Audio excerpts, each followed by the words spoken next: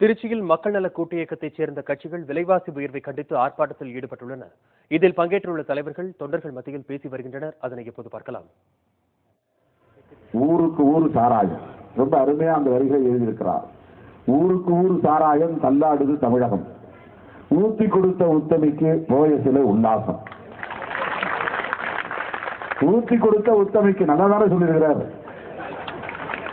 இதற்காக என்ன செய்ய, இந்த நாட்டில் யார் கைகளில் ஆட்சி அதிகாரம் இருக்கக்கூடாதோ அவர்களின் கைகளில் சிக்கி இருக்கிறது.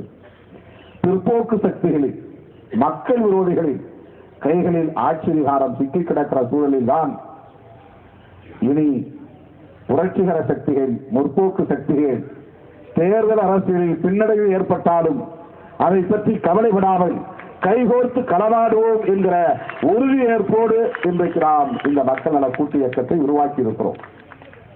சராசரி அரசியல்வாதிகளை பார்ப்பதைப் போல நம்மையும் சிலர் மதிப்பிடுகிறார்கள்.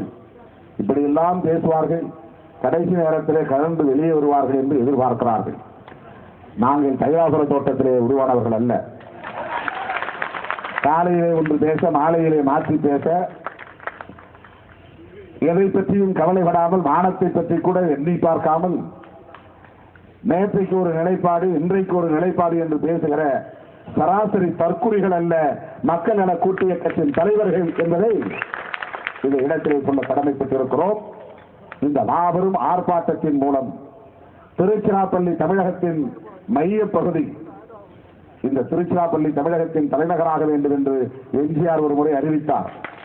அப்படி தமிழகத்திற்கு ஒரு மையப்பகுதியாக விளங்குகிற, பூகோள ரீதியான ஒரு மையப்பகுதியாக விளங்குகிற திருச்சிராப்பள்ளியிலிருந்து நாம் சொல்லுகிறோம், நாளை மறுநாள் 2ஆம் தேதி அண்ணன் வைகோ அவர்கள் மக்கள் நல கூட்டு இயக்கம் ஒரு கூட்டணியாக மாறுகிறது என்பதை அறிவிக்க இருக்கிறார்.